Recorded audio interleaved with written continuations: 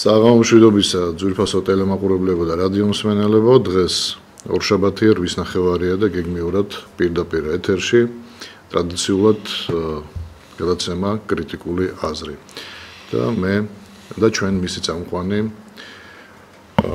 მე გიორგი ლომია, ბატონი გოჩა ჯოჯოა და მეორე ნაწილში შემოგვიერთდება ჩვენი მეგობარი საფრანგეთიდან გიორგი ფოფხაძე.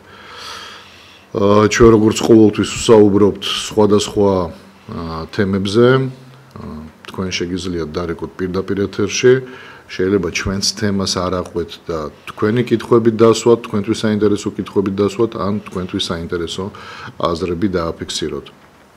ყველაფრის უფლება აქვს ჩვენს მაყურებელს.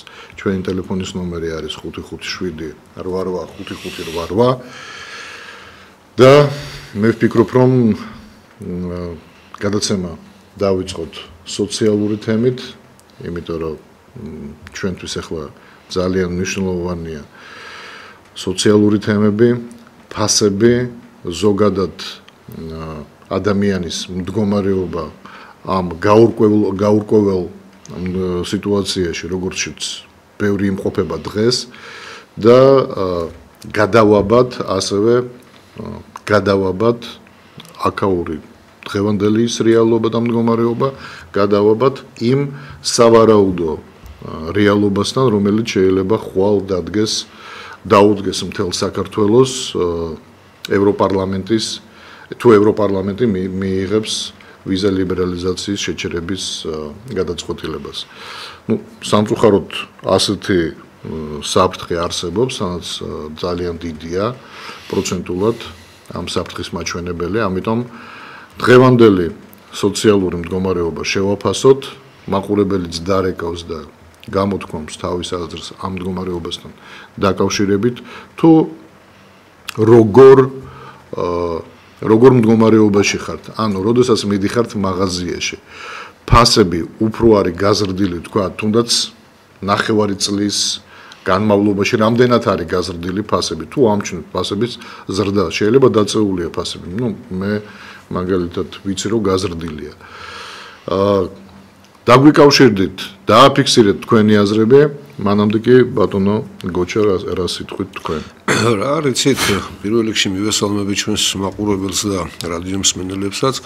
ერთ-ერთი მთავარი ფუნქცია, რაც სახელმწიფოს აქვს, ხო, ეს არის სწორედ მოქალაქეებზე ზრუნვა, იმიტომ რომ სახელმწიფოს ადამიანები სწორედ ამ მიზნით ქმნიან, რომ იმ რაღაც გარკვეულ ტერიტორიაზე ადამიანთა ის ჯგუფი, რომელსაც თავის იდენტიფიცირება სხვებისგან განსხვავებით ახდენს, ცდილობს იმას, რომ შექმნას აი სუვერენიტეტზე როცა ლაპარაკი, შექმნას რომ ამ ტერიტორიაზე, ხო, მათ შექმნას ისეთი საზოგადოება, სადაც დარეგულირებული იქნება ერთის მხრივ მათი სოციალური ცხოვრება, მეორეს მხრივ მათი უსაფრთხოება და აი ამ ყველაფერს ხო ისინი დელეგირებას მე აძლევენ ამ ყველაფერის უფლებას, აძლევენ უკვე სახელმწიფოს და აქედან გამომდინარე სახელმწიფო ვალდებულია, რომ იზრუნოს ამ ადამიანებზე.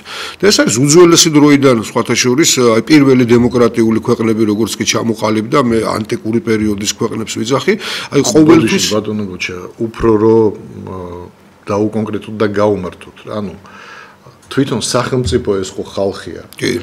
ანუ სახელმწიფო, მოდით ასე ვთქვათ, აძლევს პრივილეგიას კონკრეტულ ჯგუფს, რომელსაც ჩვენ ხელისუფლებას ვეძახით. ანუ ხალხმა ავირჩიეთ ხელისუფლება, ბუნებრივია, რომ როდესაც სოციუმი შეიქმნა, იმის შემდეგ უკვე წავიდა საუბარი ფორმაზე და წყობაზე ამ სოციუმის მართვაზე და საბოლოო ჯამში კლასიკური ვარიანტი არის ის, რადგან თქვენ საუბრობთ ბუდიშით.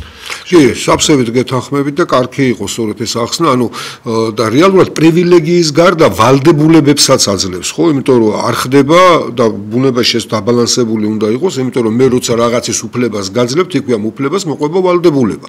და სახელმწიფოში ამ შემთხვევაში ხელისუფლების ვალდებულება სწორედ ის, რომ შექმნას ის გარემო იმ ტერიტორიაზე, რომელ ტერიტორიაზეც თქვა სახელმწიფო ყალიბდება, რომ ადამიანებს ჰქონდეთ განვითარების უფლება, ადამიანებს არათუ უფლება, არამედ ამის საშუალებები და იმის მიხედვით თუ რამდენად კარგად ახერხებს ამას ხელისუფლება, იმდენად მეტად განვითარებული საზოგადოება შეიქმნება, ხო?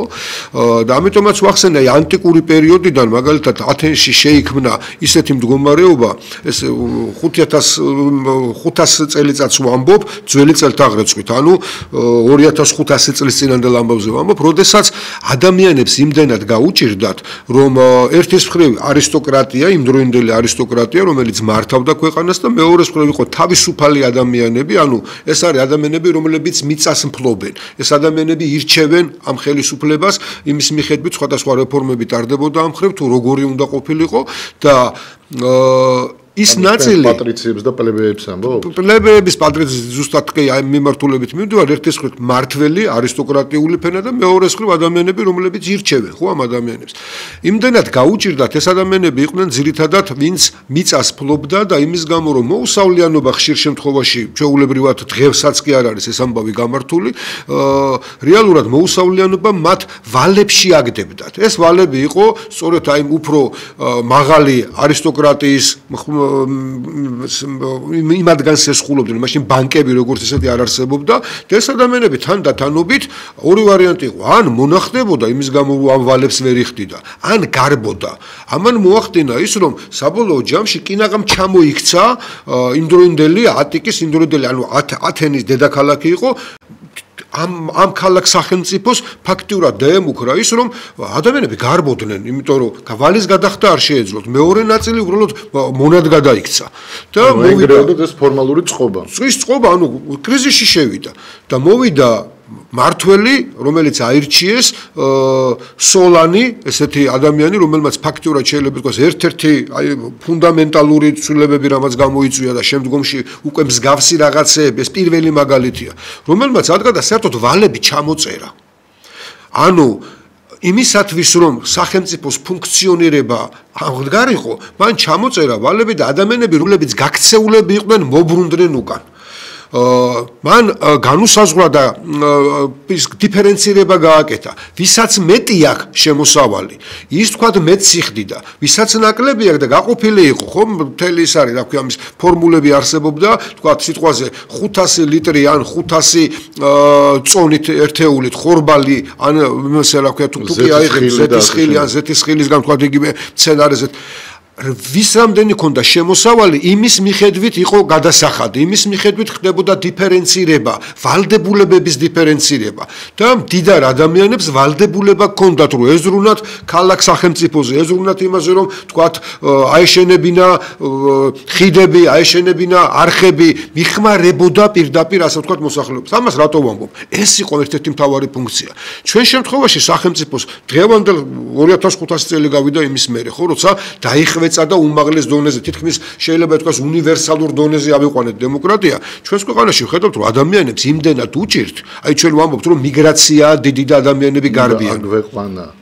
ხო, ქვეყანას იმდენად უჭირთ გარბიან ადამიანები და ამ დროს ჩანაცვლება ხდება სრულიად უცხო ტომელებით, რომლებიც შემოდიან ჩვენს ქვეყანაში და რაოდენობა თითქოს ხო მოქალაქეების იქნება ეს თუ იმ ადამიანების, რომლებსაც მუდმივი ის მივეცით, რა ქვია, საცხოვრებელი, რაოდენობაში ხედავთ, რომ თითქოს ბევრი არაფერი არ შეიცვალა. სინამდვილეში რასაკვირველია შეიცვალა, რადგანაც აქედან გავიდა ძალიან დიდი ნაწილი სწორედ იმ მდგომარეობიდან, აუტანელი მდგომარეობიდან გამომდინარე, რომ მათ არ შეუძლიათ ოჯახის გამოკვება.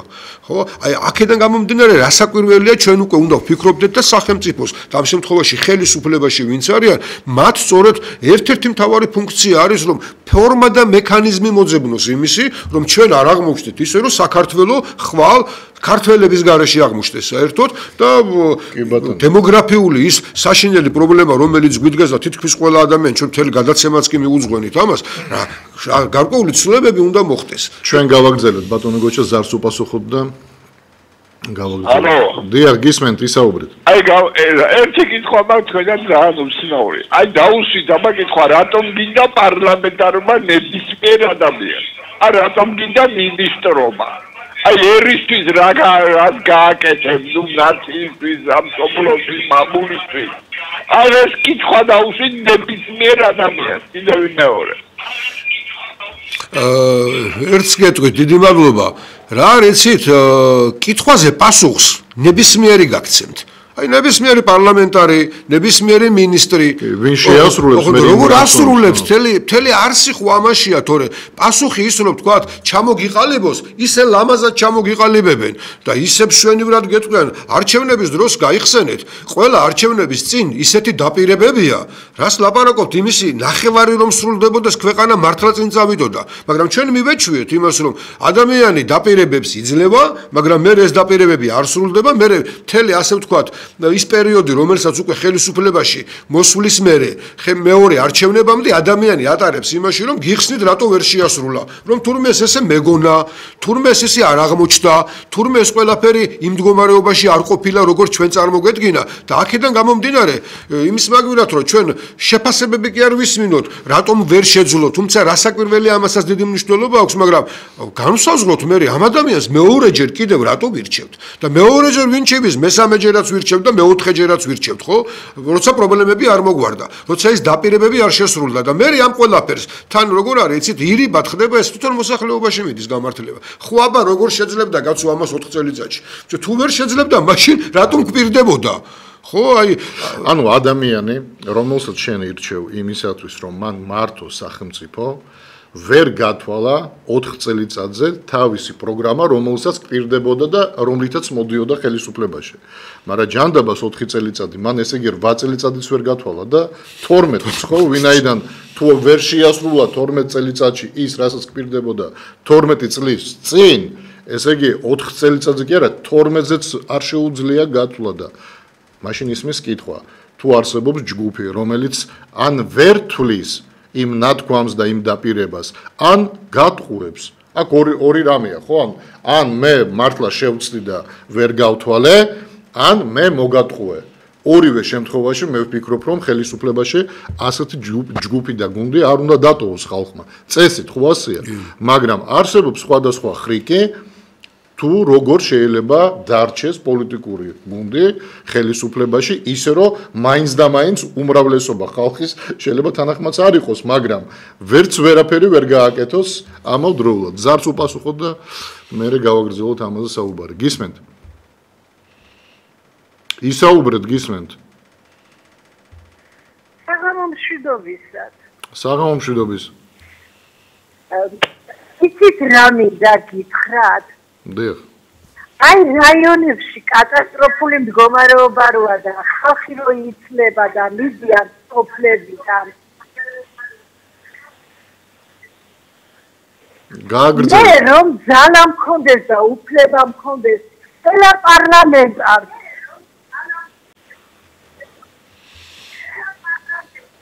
დავავალდებულებდი რომ თვითონ ფერმასავით რაღაცა კაცის ფერმა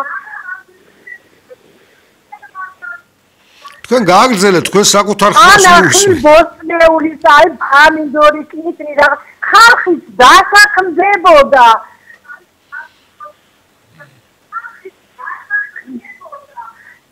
რაღაც ადამიანო ხალხის დაკავდებოდა. არ შეიძლება რომ ხედან და ყველა მილიონერები რო გახსნეს. ქალბატონო მე ვერ ხვდები რას დათანხმდებოდა ხალხი რომ პარლამენტარებს რამე ფერმა და ხალხო პარლამენტარმა რომ ფერმა აბა კერძო პირებს გააკეთოს რეგიონში თუ დააფინა ქალბატონო ჩამოაყალიბეთ თქვენი აზრი ძალიან ისინი ხედან შენ გაიგე კონკრეტული მოთხოვნა. დაახლოებით მივხვდი, ქალბატონი ამბობს, რომ იმ პარლამენტში რო შეხედანოდა ან მინისტრებად ალბათ და ის ადამიანები, რომლებიც მართავენ, კონკრეტულად წავიდნენ და ფერმები ან რაღაც სამუშაო ადგილები რო შექმნან, რომ ადამიანები დაკავდნენო, აი ეს წინადადება აქვს. ქალბატონო, ცოტა არ იყოს და თქვენ ახლა სთავაზობთ ლეგალიზება მოახდინოთ პარლამენტარების ბიზნესისა და ახალი ბიზნესები შეაქმნევინონ, ოღონდაც ხალხი დასაქმდეს. ეს არის სახელმწიფო პრეროგატივა, ჩვენ ამაზე ვსაუბრობდით. სახელმწიფოა ვალდებული, სახელმწიფო რა, ხელისუფლება ვალდებული შეუქმნას ხალხს სამუშაო ადგილებიც, შეუქმნას ხალხს შემოსავლის წყაროც და ასე შემდეგ. ეს არის ხალხზე ზრუნვა, ანუ თავის სახელმწიფოზე ზრუნვა, ჩვენ ამაზე ვსაუბრობდით. არ არის საჭირო, რომ პარლამენტარებმა თქვათ შექმნან რაღაც ბიზნესი, საკუთარი ბიზნესი დამიჯერეთ არაკლიათ, მაგრამ ჩვენც მოდით ახლა ხელს ნუ შევუწყობთ ამ წინადადებით. ჩვენ ერთადერთი რაც უნდა მოვთხოვოთ, ეს რომ შეიქმნას ისეთი კანონები, რომლის შესრულების შემდეგ ადამიანი დაჩაგრულად თავს არ იგრძნობს, არამედ პირიქით იგრძნობს თავს დაცულად. მიიღონ ისეთი კანონები, რომ ადამიანს არ გაუჭირდეს საკუთარი ბიზნესის დაცვა, რომ მას არ დაჭირდეს ვიღაცა ან პარლამენტში ახლობელი, ან თქვათ სამინისტროში ახლობელი, რომ ან ბიზნესი გააფართოვოს, ან ბიზნესი არ დაკარგოს. ამისთვის არის პარლამენტი და ზედამხედველი ინსტიტუტი, პრინციპში ეს არის სასამართლო სისტემა. ზოგადად სახელმწიფოს უყურებს რეალურად და ცდილობს რომ ერთი მეორესთან მოარიგოს და ასე ვთქვათ, პრობლემები არ შეაქმნევინოს ადამიანებს, ეს არის სასამართლო სისტემა, რომელიც არავის მხარეს არ დგას, ის დგას კანონის მხარეს და ასე უნდა იყოს. სამწუხაროდ ყოველთვის ასე არ არის, თორე კლასიკურ მაგალითს ვამბობ. სახელმწიფოში ასე უნდა იყოს. ჩვენმა წინაპრებმა ეგ სისტემა შექმნეს იმისათვის, რომ სახელმწიფო იმართებოდეს სამართლიანად.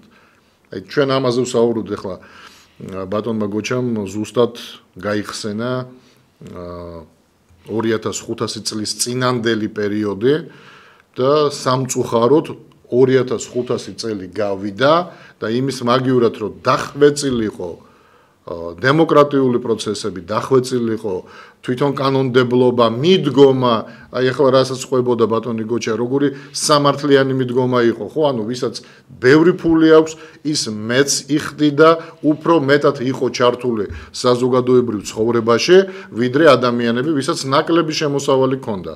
ანუ იმას თუ ეკნებოდა მეტი შემოსავალი, ისიც ანალოგიურად დაიტვირთებოდა იმ ვალდებულებებით, რა ვალდებულებითაც არის დატვირთული მდიდარი ადამიანი. ეს არის სამართლიანი მიდგომა. დღეს შენ გეუბნებიან, რომ რა მნიშვნელობა აქვს, თქვათ, მდიდარია თუ არა მდიდარი, თუ ეს არ ჭირდება კონკრეტულად მმართველ პარტიას, მას ფულს არავინ არ მოატანინებს. ან თუ მოატანინებს საარჩევნო პერიოდში, რომ გარკვეულწილად გავლენა მოახდინონ არჩევნებზე. ნუ კიდევ ერთხელ ვიმეორებ, 2500 წელი გავიდა და ხრიკები და ილეთებით, ფანდებით და ასე შემდეგ დაიხვეწა კანონმდებლობა, დაიხვეწა მიდგომები და არა პირიქით, რომ აი გვერდი აგვევლო ამ ყველაფრისთვის და სამართლიანი საზოგადოება და სამართლიანი ცხოვრება ქონოდა ქვეყანაში. ნუ სამწუხაროდ ასეა. ზარია ეთერში შემოვიდა. ისმენთ. ისაუბრეთ ტელევიზორს, ნუ უსმენთ, ტელეფონით მესაუბრეთ. მოგესალმებით. გესმით ჩემი ხმა? დიახ, ჩვენ გვესმის თქვენი ხმა და თქვენც ჩვენი ხმა გესმით ტელეფონით. კი, მე რატიდან გირეკავს და პირველად ვწერები თქვენს ბაბას გადაცემაში. თუ გესმით ჩემი ხმა, მომისმინეთ შეკითხვა მაქვს. დიახ, ჩვენ გვესმის, გააგრძელეთ. აი, ნარკორეალიზატორებთან ერთად თუ ნარკომომხმარებელზე გამკაცრება კანონი ხარჯურად თანახმა. საუბრეთ. დიახ, ეხლა მე აქ 59 წლის კაცი ვარ და უყურებ, რომ უკვე საბავშვო ბაღებში და სკოლებში შემოვიდა ეს მარიხუანას მოხმარება და ხომ არ შეიძლება რომ რაღაცა მიიღონ კანონი, რომ გამკაცდეს კანონი იმასთან დაკავშირებით, რომ ეს მარიხუანა კარგია თუ ცუდი, გამოვიდნენ ექსპერტები და ისაუბრონ ექსპერტებმა, რომ ეს არ არის კარგი. ექიმი კაცი ვარ მე და ძალიან ის რომ გადაჭრილი ბოთლებით და გავსებული თემ საქართველოს.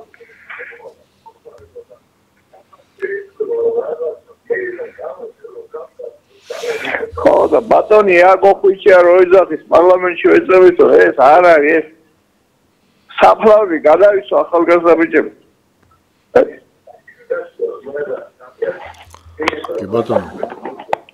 მადლობა ზარისთვის. ეხლა სკოლაში და ბაღებში ნამდვილად ჯერ მასე არ ხო, ჯერ ეს ასეთ მდგომარეობაში არ არის ქვეყანა, მაგრამ ის რომ დეკრიმინალიზაცია მოხდა, ლეგალიზაცია არ არის მომხდარი, მაგრამ დეკრიმინალიზაცია მოხდა და ბევრი ამას იყენებს როგორც ქვეყანაში, სადაც ლეგალიზება ხდება მარიხუანის, არა და ეს მხოლოდ ხდება დეკრიმინალიზაცია. რაც შეეხება ბრძოლას ნარკოტიკებთან, ახალმა მინისტრმა პრინციპში ჩაატარა კარგი რეიდი და აღმოაჩინა 300 კილოზე მეტი ხო მე მგონი წამალი, რომელიც ამოღებული იქნა ნარკო რეალიზატორების ესე ვთქვათ მხრიდან და დაკავებულებიც იყვნენ ნარკო რეალიზატორები.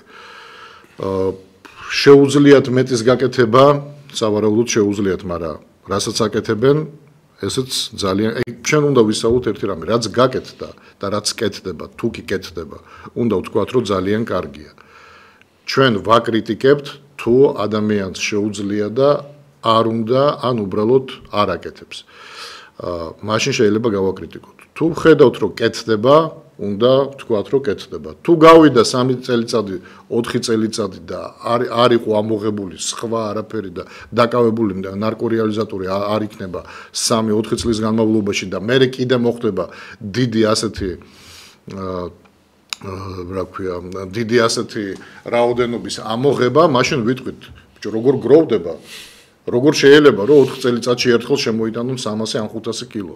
ეს ხო სადღაცაც გროვდება დევს, იმიტომ რომ ეს ნარკომომხმარებლები ხო ყიდულობენ ამას. ეს ისე ხო არ არის 4 წელიწადი ელოდება და მე მიდის საყიდლად, ხო? ესე იგი, კარგად ვერ მუშაობენ, მაგრამ ის რაც გაკეთდა, უნდა ვთქვათ, რომ კარგია, კარგად იმუშავა ახალმა შინაგან საქმეთა მინისტრმა. რისთვისაც რა თქმა უნდა მადლობა და იმედი გვაქვს რომ ასე გააგრძელებს ბატონო. მე ერთს ვიტყოდი ოღონდ აი ბატონმა თქვა რომ მე ექიმი ვარო. მე ვფიქრობ, მე ეს მიდგომა მაქვს რომ წამყვანი იმისათვის რომ ნარკომანიის პრობლემა გადაწყდეს. წამყვანი ამ შემთხვევაში შინაგან საქმეთა სამინისტრო კი არა, ჯანდაცვის სამინისტრო უნდა იყოს.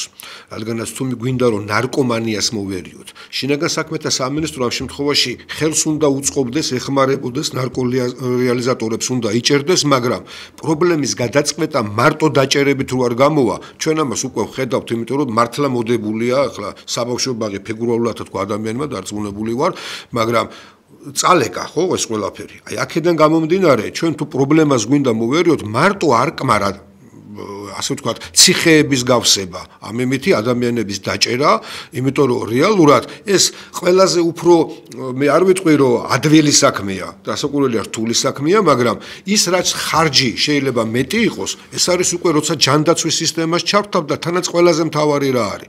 ადამიანებში პროპაგანდა უნდა მიდიოდეს იმისი. ადამიანებს უნდა ვაჩვენებდეთ რა არის, სინამდვილეში სად მივყევართ ნარკომანიას, რა მდგომარეობაში შეიძლება აღმოჩნდეს ადამიანი, იმიტომ რომ ძალიან ბევრი რამე შეიძლება კანონით აკრძალული კი არა. არამედ ადამიანებმა მორალურად ვიცით რომ ამის გაკეთება არ შეიძლება. ვიცით რომ ეს უბედურებას მოგიტანს და როცა ეს განწყობა გაჩნდება, როცა ეცოდინება ახალგაზრდას, რომელიც ხვალდაზე შეიძლება მას წაძლიოს სულმა, თქვათ გასინჯოს მარიხუანა, თქვა რაიმე ნარკოტიკი, ხო, ადამიანის დასჯაკი არ უნდა იყოს თავად, არამედ მან უნდა იცოდეს სადამდე მივა და ეს არ არის ადვილი საქმე, იმიტომ რომ ამას დიდი ხარჯები მოყვება და ჯერჯერობით ყველაზე ადვილი რაც არის, ეს არის რომ მოდი დავიწყოთ რეპრესიული მანქანა ვამუშაოთ. ეს არის ერთი მხარე მხოლოდ. თუ ამას მეორე ვერ მივაყოლეთ, ხო, მაშინ თქვენ წარმოიდგინეთ რომ ის ეფექტი, რომელი ეფექტიც გვინდა საბოლოო ჯამში მივიღოთ, ამ ეფექტს ვერ მივიღებთ, იმიტომ რომ მარტო დაჭერებით, ხო და მარტო რეპრესიული მანქანის მუშაობით შედეგი მხოლოდ ნაწილობრივ იქნება, შეიძლება ის მასშტაბი აღარ კონდეს და ამას ალბათ ძალიან მალე ეფექტურად ალბათ ეს მომენტი უფრო მალე გამოჩნდება, მაგრამ თუ ამას მე არ მივაყოლეთ შემდეგი ნაბიჯები, რასაც კიდევ ამბობ, უკვე ჯანდაცვის სისტემა უნდა ჩაერთოს, უკვე სკოლა უნდა ჩაერთოს, ფაქტობრივად საჭიროა უკვე ამას მთელი საზოგადოება უნდა ჩავერთოთ და ნარკომანიისგან გადავარჩინოთ ადამიანი და არა ის რომ ნარკოტიკს ვებრძოლოთ მხოლოდ და მხოლოდ და ნარკომანს. მაგრამ აქ უყურეთ რა მომენტია.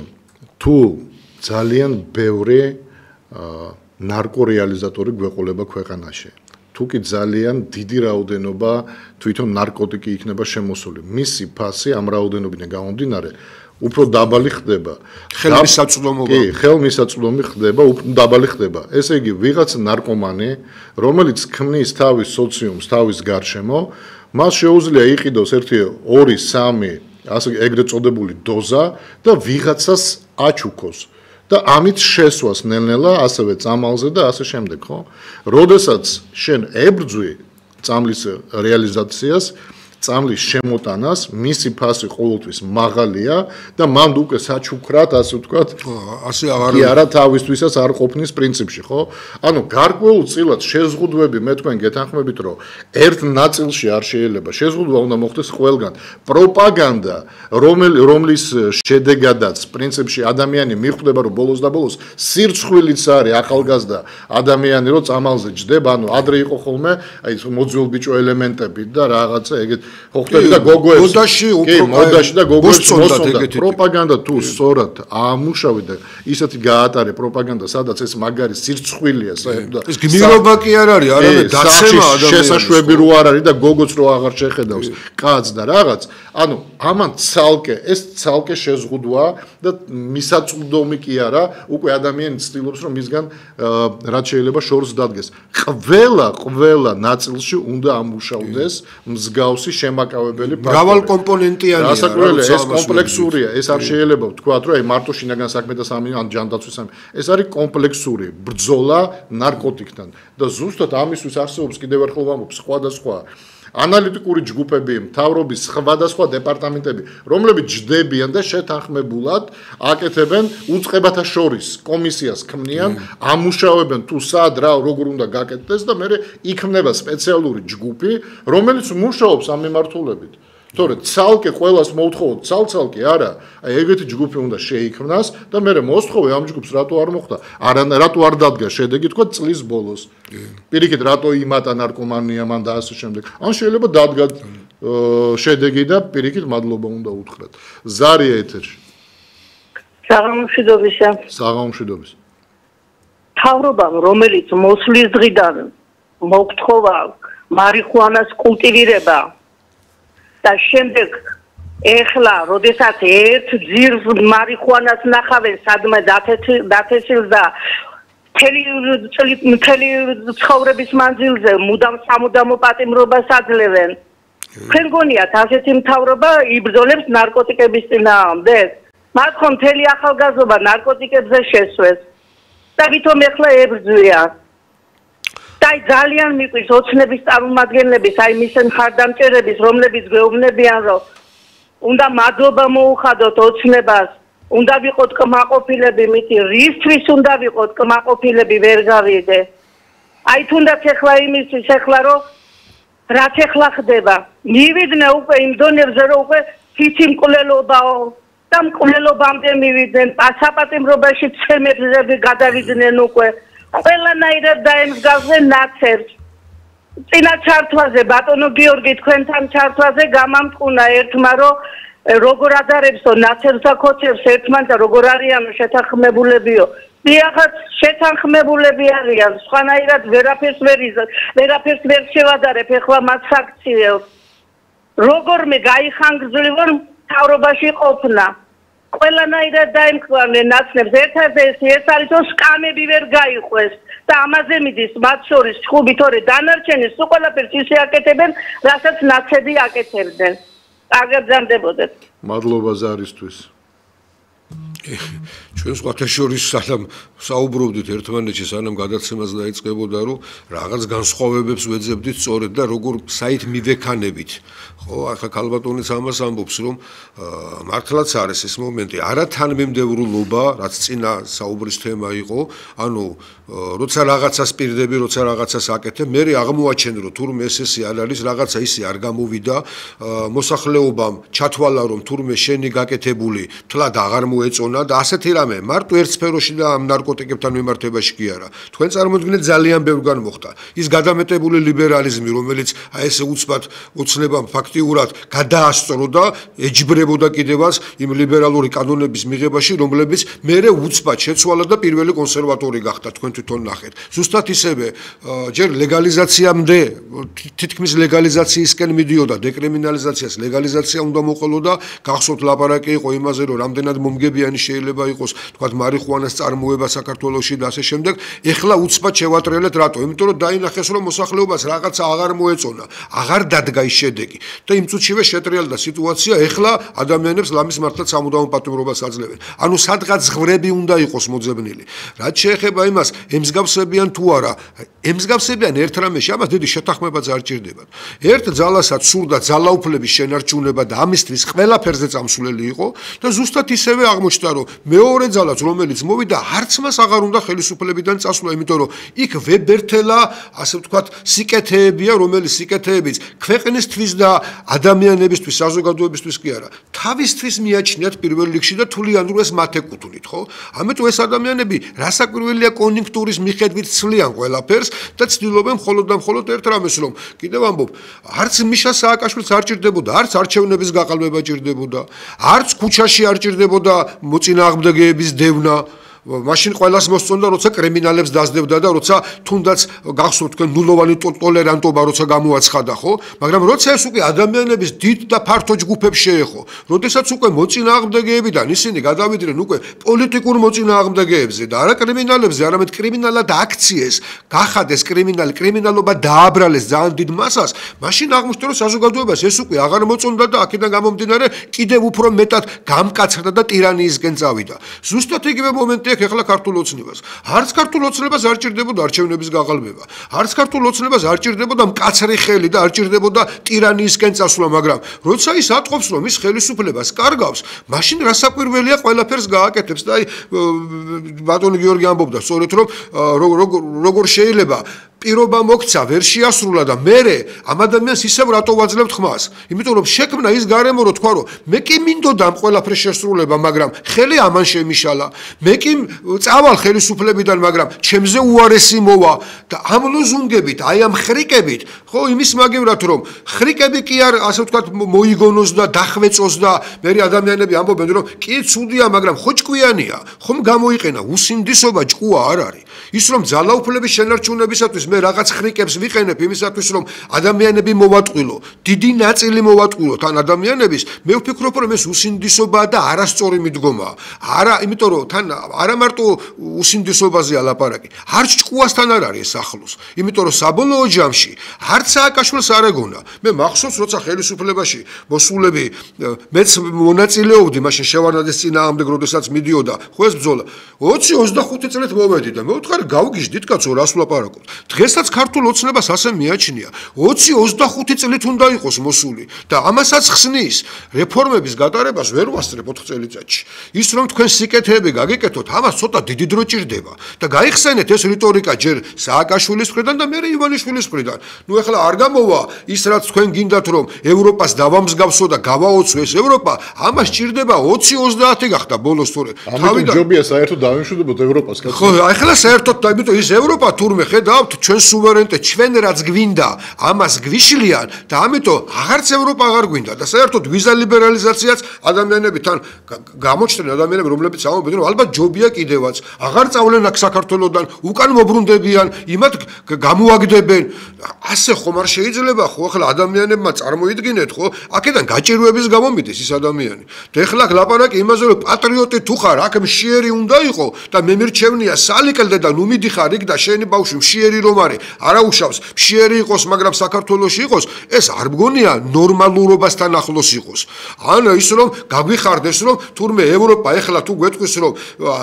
არც ჩვენ საერთოდ აღარ გვინდიხარ რაჯობია მე ამას კაცო აგერ ვიქნებით იმ ევროპის გარეშე რომლებიც თურმე არიან მარტო ლიბერასტები და არიან თურმე და გამოთქმებიც კი არის ხო ადამიანები შიგ ევროპაში არქმევენ უკვე და მაქსიმალურად ცდილობენ რომ იმას რასაც ჩვენ ვამბობდით რომ რუსთან დაპირისპირება არ მოიტანს კარგს იმიტომ რომ მასთან დაპირისპირების შემთხვევაში დაგვემსხვრება ეკონომიკა გადავალთ ძალიან ცუდ ფაზაში დღესაც ვიძახით ევროპასთან დაპირისპირება და მასთან ტრულ მდგომარეობაში გადასვლა არ მოგვიტანს კარგს ჩვენი ეკონომიკა ჩამოინგრევა ჩვენი დემოგრაფიული სიტუაცია გახდება კიდევ უფრო ბევრად უარესი ამას იმიტომ ვამბობთ რომ ხელისუფლება მართლა უნდა მოახერხოს ის რომ ლავირება შეძლოს ქვეყნის ინტერესებიდან გამომდინარე და რა ის რომ თუ მე ევროპელს არ ვუნდივარ და მეუნება რომ ქართველები კი გვინდა ევროპაში, მაგრამ თქვენ კონკრეტულად ხელისუფლება, რომელიც არ იქცევით სწორად, არ იქცევით ცივილიზებულად, თქვენ არ მინდიხართ. მაშინ აღარც ევროპა აღარ მინდა.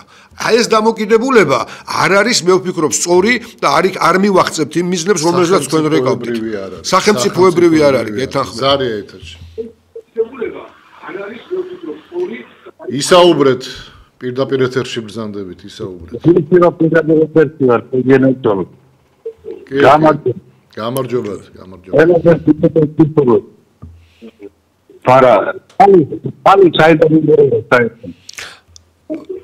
ცოტა თუ შეიძლება მიკროფონთან არის მის ხმა, აი ოდნავ თუ შეძლებთ რომ მოშორდეთ ტელევიზორს და სათავიდან იმღერევა, ხო? კი. აი ნარკომანია කියලා ლაპარაკობ. ნარკომანია თუ პაპაჩები და ბაბუჩები ვერ მოიწასენ. კაიგი. ნარკომანია თუ პაპაჩები ტელევიზორს ნოელოდებით, ტელეფონით გააგრძელეთ საუბარი. გაითიშა. დარეკავს კიდე, დარეკავს მაყურებელი. კი ბატონო, ჩვენ ასევებს, როდესაც საუბრობდით იმაზე, რომ ძალიან ბევრი შემოდის საქართველოში უცხოელი და ბევრი ქართველი გადის და ტოვებს ქვეყანას.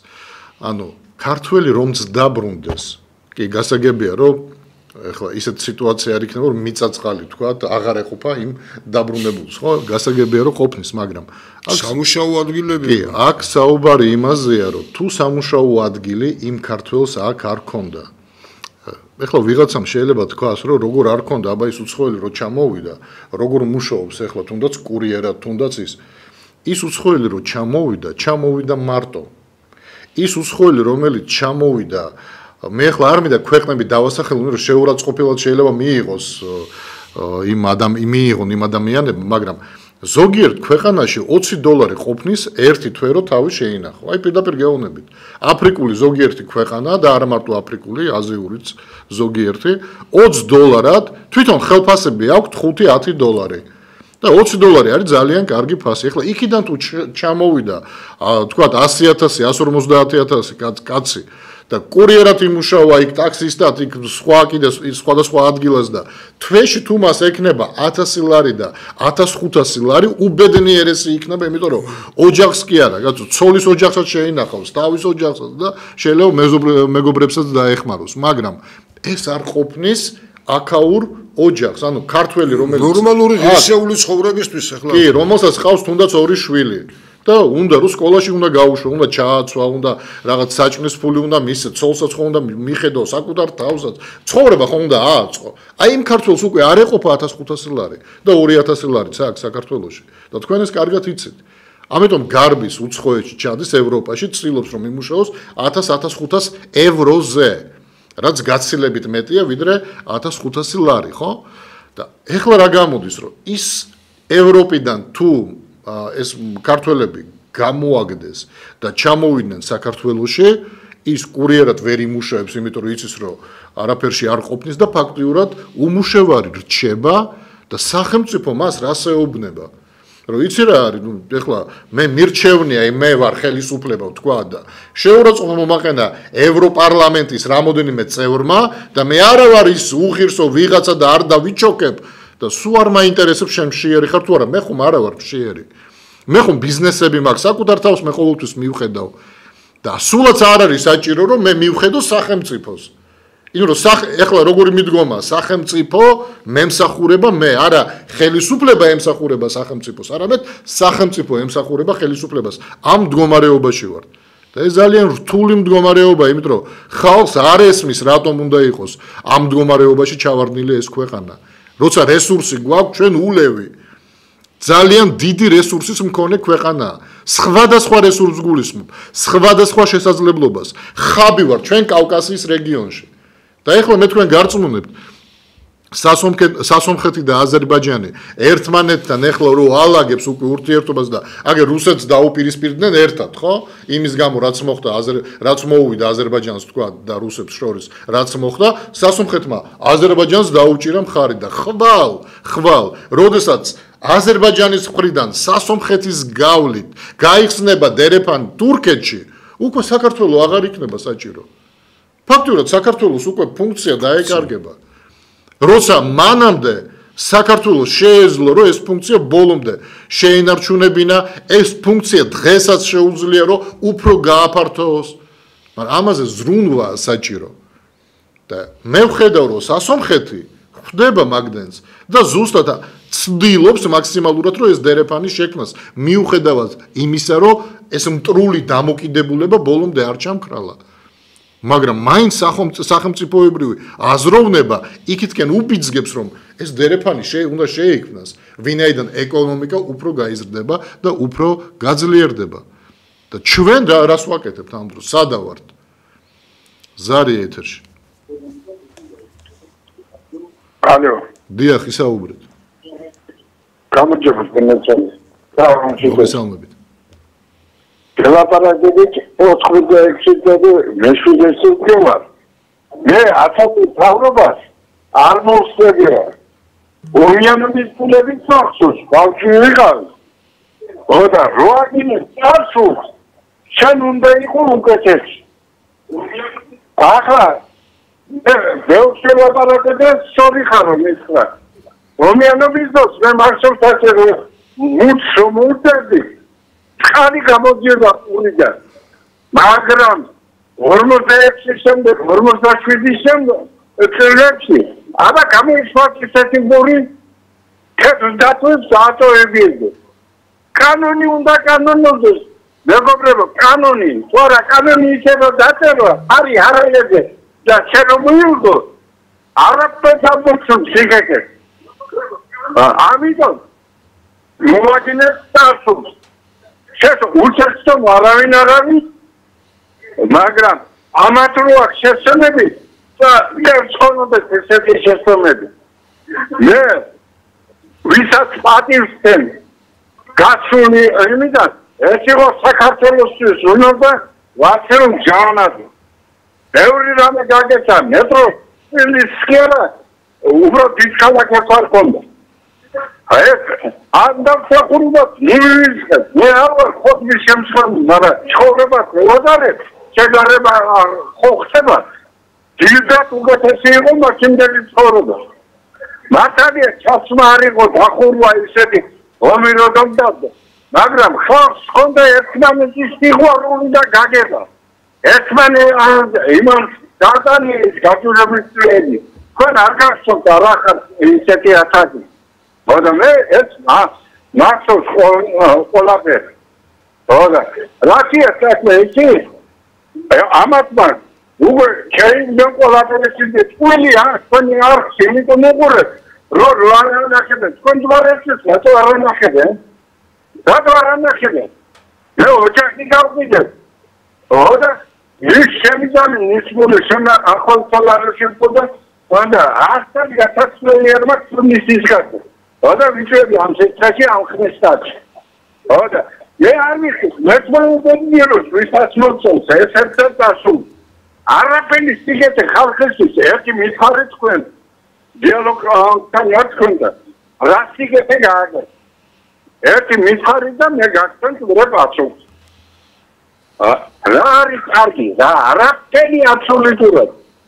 აბსოლუტურად. ვაგენები პერსონალური და ის 47 წელი მაქვს უცხოეთის სტაჟი. ოდა პენსია მეცემოდა და ადგილობრივი მნიშვნელობის პერსონალური პენსია. შუხი წყალი იმაში შეღავათი მეცემოდა და ახლა მის შეიძლება დომინოს რო უბრახუნებოდა არ კონდა ნამუშევარი მე და ის პადატოლებია. რა უნდა ვაკო ერთი პირისპირ იმიტომ თქვენთან იმიტომ ლაპარაკობ რომ პირისპირ შემოხვდა ერთი მაგასთან ყველა გენიოსები არიან. თუ ყველა გენიოსებია საქართველოს პატრიოტები. იმდენი უნდა გვერდი შესაძლოა ვისაც პროცესი მასა. ბოდიშვილი ასე იმითი ლაპარაკი. აი ხარ რა უშავს. დაამთავრეთ? გაითიშა. მადლობა ზარისთვის ბატონო ჩაერთეთ.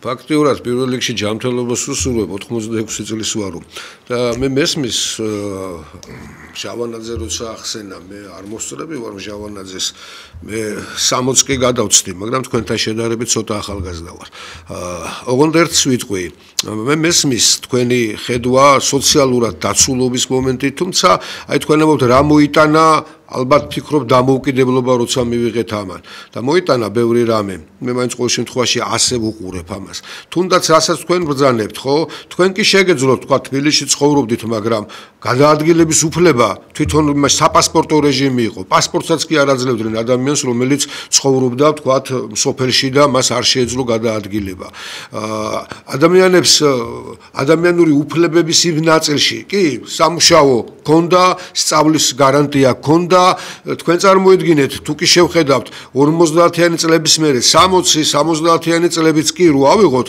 ევროპულ სტანდარტებთან მიახლოებული იყო სახლებიც ეგეთი შენდებოდა ქალაქებში ტანსაცმელი რომელსაც თქვენ ამბობთ დაახლოებით იგივე იყო მაგრამ არსებობს რა კონკურენციის მომენტი რომელმაც დასავლეთმა რითი აჯობა საბჭოთა კავშირს ხო საბოლოო ჯამში საბჭოთა კავშირი დაიშალა და რატო დაიშალა ანუ იმ კონკურენციას ვერ გაუძლო და ამიტომ დაიშალა მოუგეს ხო მას მოუგო იმ დასავლეთმა და მოუგო რითი ცხოვრების უფრო მაღალი დონით უფრო მაღალი სტანდარტით ხო ის სტანდარტი რასაკვირველია მიყვებოდა ეწეოდა ცდილობდა ყოფილიყო იგივე ჯანდაცვა იქნებოდა ეს იგივე განათლების სისტემა იქნებოდა ეს მაგრამ ფაქტად რჩება ხო მოუგო იმიტომ რომ მოგებული დღეს ვინ არის რომელმა ქვეყანამ მოიგო რომელმა ქვეყანათა დაჯგუფებამ მოიგო რითი მოუგო ჭკუით მოუგო მეცნიერების განვითარებით მოუგო ტექნოლოგიებით მოუგო კი ესენი ერთმანეთს ეჭიდავებოდნენ აი დღეს მაგალითად ხშირად მიდის ხოლმე ლაპარაკი და რატომღაც გონია დღესაც საქართველოში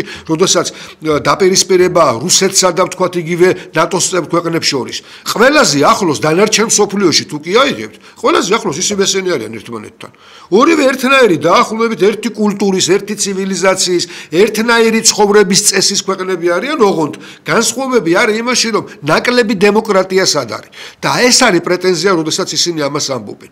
და ჩვენ როდესაც ვლაპარაკობთ საქართველოს მე მაგალითად ვამოყოფ იმითი რომ მართლაც იმ პირველ კონსტიტუციას მეორე რესპუბლიკის კონსტიტუციას ანუ პირველი 18-21 წლის საქართველოს გულისხმობდა მეორე უკვე დამოუკიდებელ საქართველოს იქ ადამიანის უფლებები ერთ-ერთი მთავარი იყო.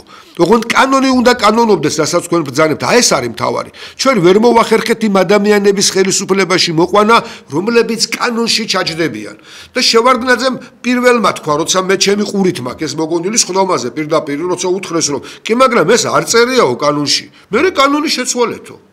მას ეს დამოკიდებ კანონი მას უნდა მორგებოდა და იმის მერეც ხშირ შემთხვევაში ვხედავთ იმას რომ კანონის მორგება ხდება და მე კანონის დარღვევაც ხდება კაცო ერთი რომ კანონზე მაღლად განან ვიღაც ადამიანები და მეორე კანონს ირგებენ მაქსიმალურად ისე რომელიც საზოგადოებისთვის კი არ არის და აი სახელმწიფოებრივ ხედვაზე ლაპარაკობდა ბატონო გიორგი სახელმწიფოებრივი ხედვიდან კი არ არის ეს არამედ იმ სიტუაციაში როგორ გაწყობს და მე ყველაზე მთავარი რომელ დემოკრატიაზეა ლაპარაკი როდესაც სასამართლო სისტემა პირდაპირ პოლიტიკურ სისტემას არის მიბმული ანუ აღმასრულებელი ხელისუფლებას დაქვემდებარებული სასამართლო მივიღეთ. იქ უკვე ლაპარაკი აღარ არის ნორმალურ ჩამოყალიბებულ სახელმწიფოებრივ აზროვნებაზე. იმიტომ რომ ჩვენ ახლახან ნახეთ, ხო?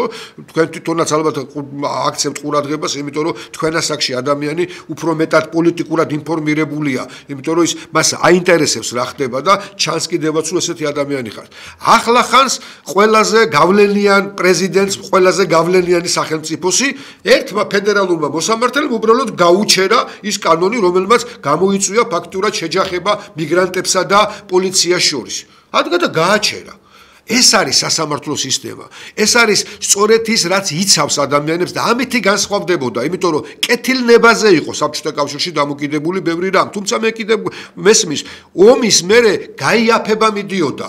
ამას თქვა ჩემი მშობლები როცა ლაპარაკობდნენ, რომ როგორ იაფდებოდა ყოველწლიურად თუნდაც ტანსაცმელი საყოფაცხოვრებო ნივთები, საკვები და ეს ყველაფერი, ხო? მე აქედან გამომდინარე ვამბობ, რომ ბევრი რამე რასაკვირველია, კარგი უნდა ყოფილიყო. 30 წლის განმავლობაში ჩვენ ვერ შევძელით, რომ კანონში მოქცეული ადამიანები ავირჩიოთ და ვეძებთ, აი იქიდან მოყვება კიდე რომ ვიღაცა ძალიან კარგი დაახლოებით წმინდანის დონეს ადამიანი უნდა მოვიყვანოთ პოლიტიკაში. არ არის ეს საჭირო. ჩვეულებრივი ადამიანები, რომლებიც კანონს და ემორჩილებიან, ოღონდ კანონები როგორი უნდა იყოს და ეს კანონები რაზე უნდა იყოს მორგებული ადამიანებზე, საზოგადოებაზე თუ ხელისუფლებაზე, რომელიც ასე ვთქვათ, ძალაუფლებას ფლობს, ხო? აი ეს არის მთავარი საკითხი და იქნებ აქეთკენ ნელ-ნელა ნაბიჯები გადავდგათ და ნუ ვეძებთ გლირებს რაღაც საოცარ ადამიანებს. თუმცა ბატონმა ბრძანა რომ შეცდომები ყველას მოსდის და მაგრამ საბჭოთა კავშირში ეხლა იყო რა თქმა უნდა რაღაც შეცდომები და გადაცდომები, მაგრამ ეს არისო დასანგრევი მთლიანად ეს იყო სისტემა, რომელიც უნდა შეცვლილი იყო. მოდერნიზება უნდა მოხდეს. მე პირადად რომ მკითხოთ, რკინის ფარდამ დაღუპა საბჭოთა კავშირი. ეს ჩემი სუბიექტური აზრია, რომ არ ყოფილიყო რკინის ფარდა. აქედან ხალხი გავიდოდა იმ კაპიტალისტურ ქვეყნებში, რომ ნახავდნენ, რომ იქ ისეთი მუშაობაა საჭირო, რომ საკუთარი თავი შეინახო, კომუნალური გადაიხადო და ასე შემდეგ, რა ფასებიც არის და დაბრუნდებოდა მერე თავის იდეალიზება არ მოხდებოდა. მობრუნდებოდა, მიხვდებოდა, რომ არა, ის თავისუფლება, სხვა თავისუფლება, ეს ის არ არის, რისკნაც ჩვენ მივისწრაფით. იმიტომ რომ მე ქარხანაშიც რომ ვმუშაობ, 300 მანეთი მაქვს ხელფასი. ჩვეულებრივი ტოლკარი რომ მუშაობდა ქარხანაში, 250 300 მანეთი ხელფასი ქონდა. როცა მასწავლებელს ქონდა 70-დან 110 მანეთამდე ხელფასი და ყოფნიდა ყველაფერში. კომუნალურებშიც და სხვა დანარჩენში. ხო და აქედან გამომდინარე მე ვფიქრობ რომ აი ეს რკინის ფარდა რომ არ ყოფილიყო და თავის დროზე რომ ახდილი ყოფილიყო არ დაინგრეოდა საბჭოთა კავშირი და პირიქით ეს წყობა სხვაგანაც გადავიდოდა. ანუ ჩვენ კი არ მივიღებდით კაპიტალისტურ, არამედ პირიქით სოციალისტური წავიდოდა სხვაგან. ჩვენი დრო სამწუხაროდ პირველი ნაწილის დრო ამოიწურა, ჩვენ შევხვდებით ერთმანეთს დაახლოებით 10 წუთში დროებით მეგობრებო.